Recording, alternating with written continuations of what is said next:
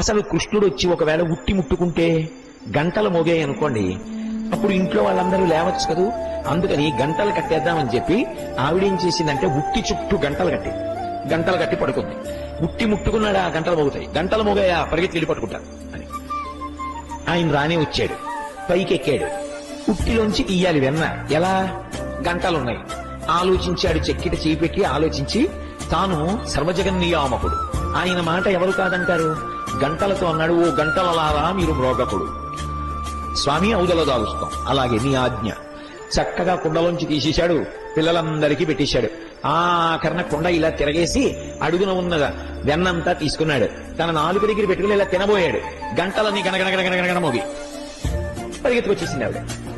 అడిగాడు గంటల్ని, మోగద్దన్నాను కదా, ఎందుకు మోగారు మీరు అని అడిగాడు. అయ్యా, మీరు పిల్లలకి పెట్టినప్పుడు మేము మోగలేదు, కానీ మీరు నోట్లో పెట్టుకున్నారు, మాకు అలవాటు, నైవేద్యం పెడితే గంట కొట్టడం.